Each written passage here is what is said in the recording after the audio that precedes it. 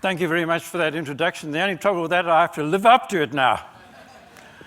I think you got hold of a different CV from the one that I sent in. When I was asked to send in my CV, I sent in what I call my short CV, which just says, beach bum par excellence. That's me. I'd like to talk to you today about the real two oceans. I'm sure Pat will not be offended when I say that's not the Two Oceans Aquarium, nor is it the book that Margot and I wrote. It's about the ocean out there, without which neither the aquarium nor the book would even exist. I believe I'm one of those extraordinarily privileged people who has a job that has been a hobby, and that I've lived in the most amazing part of the world in terms of being able to interact with two extraordinarily contrasting oceans. If you think about the gullis and the benguela, there is literally no part of the earth where you can sit, as you can in Cape Town, and compare the amazing contrasts that exist. You can look at those contrasts in hard terms. You can look at them in terms of the fact that the gullis is warm, very much warmer. It's traveling very much faster, up to 2.4 meters per second. But on the other hand, its nutrient levels are extremely low in comparison with the benguela. I once had the privilege of taking Bob Payne, one of the greatest marine ecologists, to a point here right in Cape Town in False Bay. And we were sitting on one side of False Bay, and the water at that particular day was 24 degrees C. And we hopped across onto the cold side, and it was 9 degrees. It was absolutely spectacular. We're used to the idea that the gullis retroflects on itself and returns back into the Indian Ocean.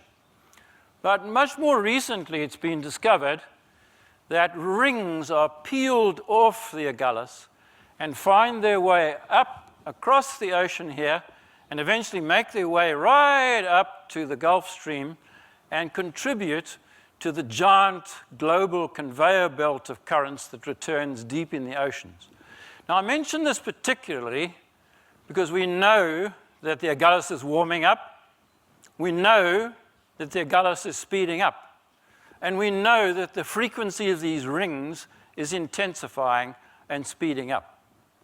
And all of that, in a most interesting way, may mitigate the effects of climate effect by contributing to that giant global conveyor belt. Perhaps if I can piggyback on the previous speaker and just echo, there's just one of these little things of hope that you start thinking, you know, it's not all doom and gloom. There are these positive things that are occurring in the environment that are affecting what's going on. Because we have these two contrasting oceans, we also have contrasting biogeography. And when you're sitting right at Cape Town here, you're sitting at literally the biggest biogeographic divide in the world. Somebody said earlier on, you know, where do these oceans meet? And of course, you cannot be exact. But I always say, if I want to know the answer, I will ask the question of the animals and plants that live here. And we soon discover that right here is the biggest biogeographic divide. So for me, yeah, I think Cape Town actually is the divide of that. Ask an open ocean oceanographer, and they'll come up with a completely different answer because they're not looking at the close shore as I'm doing. But it's not just the sea we're interested in, because those contrasts in seas, one of my ex-students wrote an entire book called Currents of Contrast. It's not just what's happening at sea, it's the immense impact that those contrasts have on land. And so, for example, you can see I've just chosen 3 cities here, more or less at the same latitude, and you can see on the right-hand side, the temperature range is much less at Durban than it is in the center of the country, and much more importantly, the warm waters there are yielding up much more moisture, and so, of course, rainfall is very much a feature on the east, whereas you sweep across to the west to the cold Benguela current, which yields relatively little water. And you start to appreciate this when you look at the gradients of productivity on land. That, of course, powerfully influence the kind of agriculture and where we live and the kinds of things that we do. This is a picture taken on the East Coast. By the way, one of my privileges is to spend time in fantastic, isolated little research stations like this one here at Bangor Neck up on the East Coast. You can compare that kind of thing with what you would see on the West Coast to immediately get the impact of the differences in climate. By the way, I'm a great lover of deserts, and not the least of which is you get immensely quirky kinds of things happening in what the people do there. On one of my visits there, I came across the most magnificent toilet on the middle of this isolated coastline, made of a whale vertebrae, and I can promise you it's the most comfortable toilet I've ever sat on. I'll concede there wasn't much concealment around it. But whereas there is this gradient on land with far higher productivity on the East Coast than there is on the West Coast, when we get into the sea, we get exactly the reverse of that, with much higher productivity taking place on the West Coast than the East Coast. And if you look at the geographic distribution of the major fisheries, that's immediately affected by that kind of thing. But while productivity in the sea may be greater on the West Coast, when you come to look at the diversity, it's exactly the opposite. And that's something I could open up an easy conversation that would take at least half an hour to get you people to think about why should it be that the East Coast is so diverse in comparison with the West Coast. On the West Coast, you have these extraordinary masses of very often monospecific shoals of fish. And I particularly want you to look at this one. This particular one happens to be sardines. And if you look at detail, you see there's one little fish swimming in the opposite direction to the rest of the shoal. That little fish is symbolic. It's symbolic of me. Because I very often find myself swimming against the shoal, and I was so delighted by the previous talk, which echoed my own thoughts. I am not a doom and gloom person, and I love these happy stories that are emerging, many of which we heard a moment ago. But when you shift onto the East Coast, the picture changes entirely. And you're faced with this exuberance of life and color. By the way, those of you who've got beady eyes will realize immediately that I photographed this very picture in the Two Oceans Aquarium. And I took that for a very deliberate reason, because I wanted to point out that in this photograph, and both the previous speakers set me up so beautifully for this, that the really important parts of life are not that gorgeous fish. Of course, that's the one that's going to suck the visitors in. But encrusting on the rocks there is the life that Ellen referred to, our blindness syndrome. She had an elephant, I've got a fish. But it makes exactly the same point. And I'm going to be returning to that.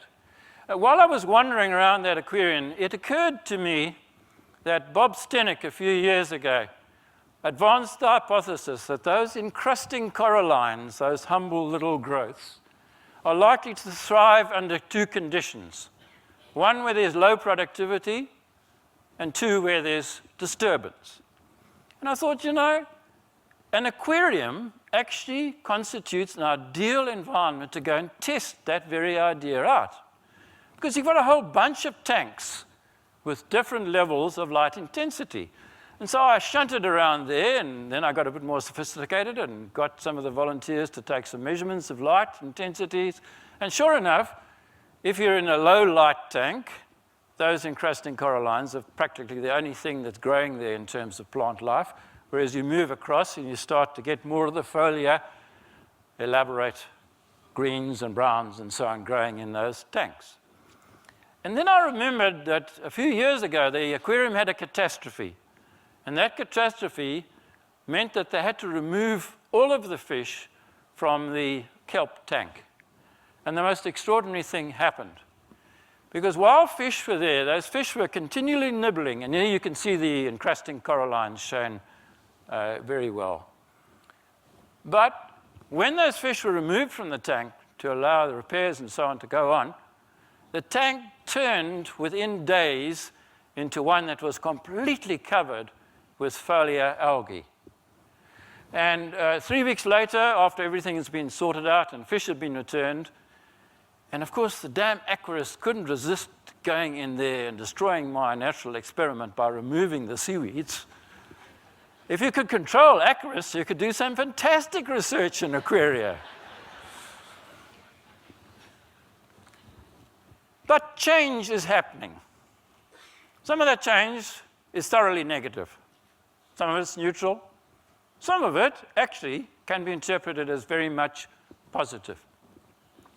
There are changes in temperatures.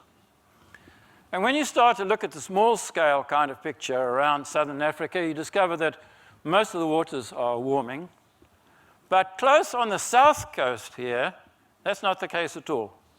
Cooling is taking place in that region there. And that's having immense consequences. One consequence that we've been tracing is that zooplankton's been changing. And of course, it's very hard to know, did it change because climate change is taking place? Did it change because you're removing fish? And Curie and Shannon a few years ago argued very strongly that if you take out fish like anchovies and sardines, then the consequences for the rest of the web are formidable.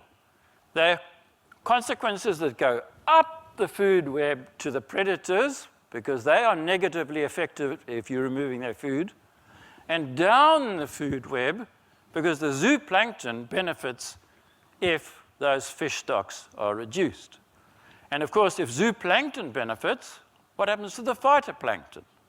And so you get this kind of almost zigzag-like pattern occurring with effects going up and down the food chain. In Namibia, there have been immense ecosystem changes.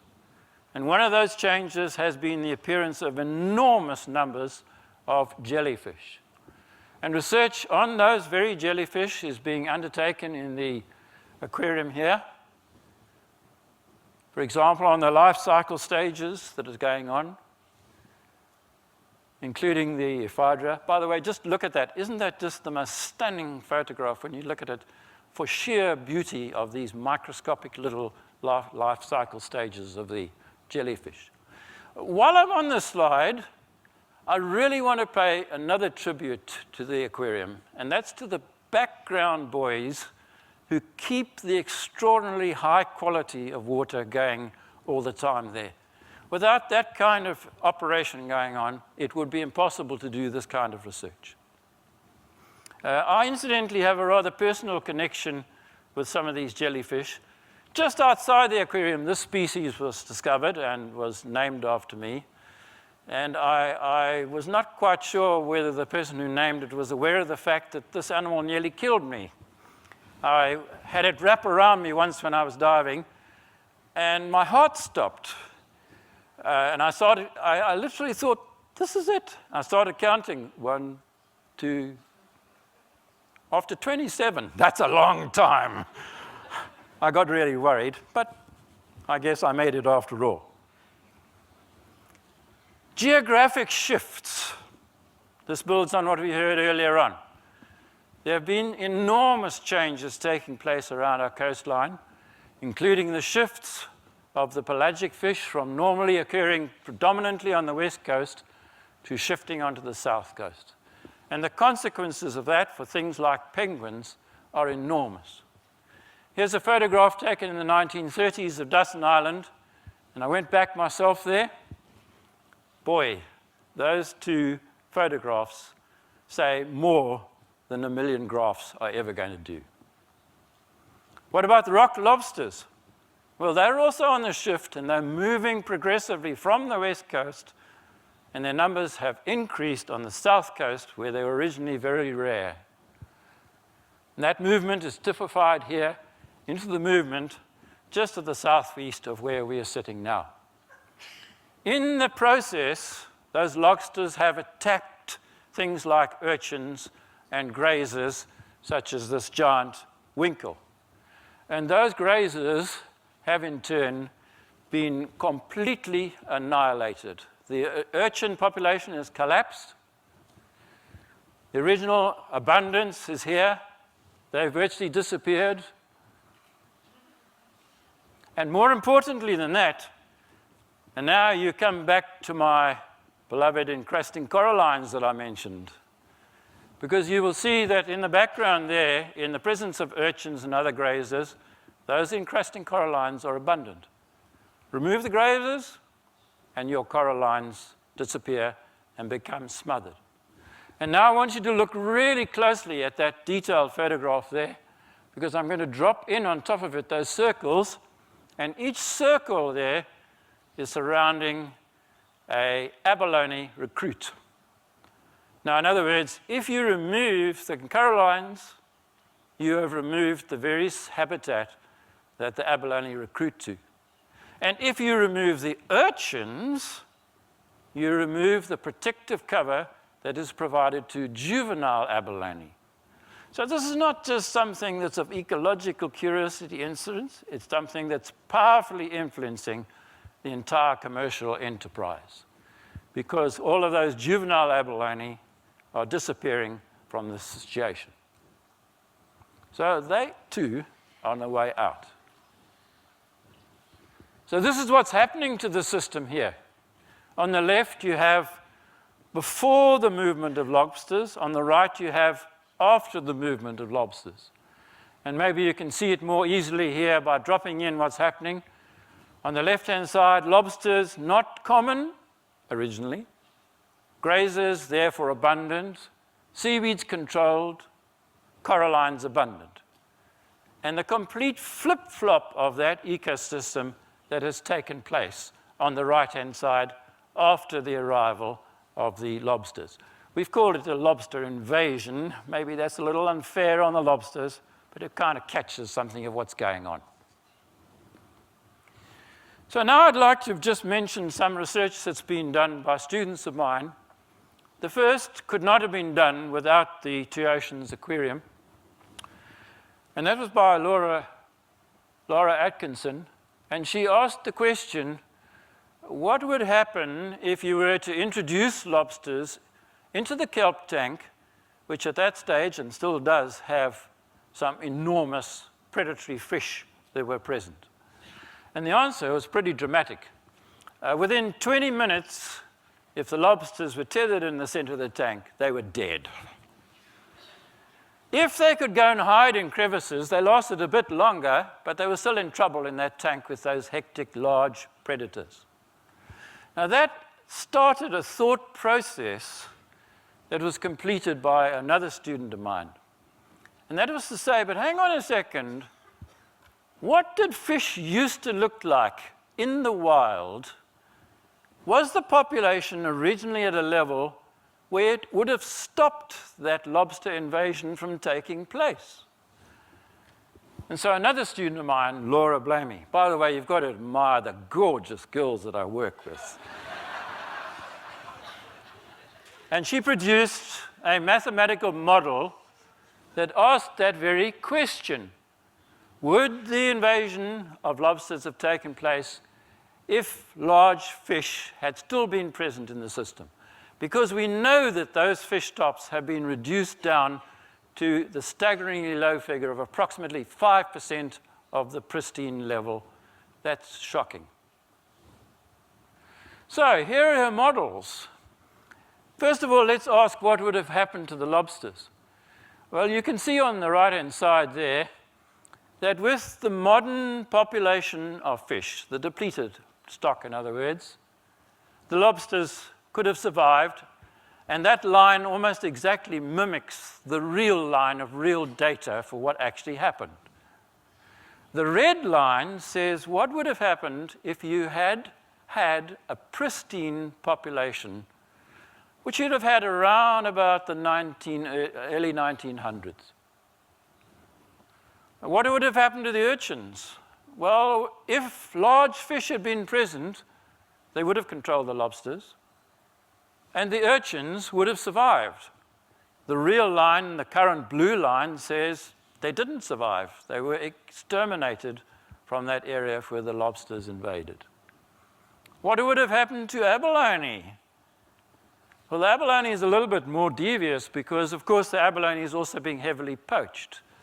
So the red line says if you had had large fish present in great abundance, your abalone population would be much better off than it is in the reality of today's world. So I showed you this a moment ago, and I suggested if you looked on the left-hand side before lobsters arrived, on the right-hand side after lobsters arrived, if you were to have added many large fish, then the right-hand situation of today would never have happened. I'm going to end on two slides that demonstrate a completely different aspect of the two oceans. In a way, these last two slides summarize where I started off by saying we have these phenomenal contrasts. Then I went on to say, yeah, but they are changing. And I want to end off by showing you a giant mural that was prepared at the Two Oceans Aquarium by approximately 120 children, somewhere in the region of 10 years of age. And they came together in an educational setup, and they produced this wonderful mural. I've photographed it in two sides. On the left-hand side here that you're seeing of the mural is the west coast with its giant kelp forests and its great shoals of fish and its silverfish. Just look at the detail, by the way, of the kind of work that they were doing to appreciate the effort put in. On the east coast, the enormous diversity, the bright colors, the low productivity. In this one diagram, I will guarantee that those 120 kids will never, ever in their life forget the central message of what the Two Oceans is all about. Thank you very much.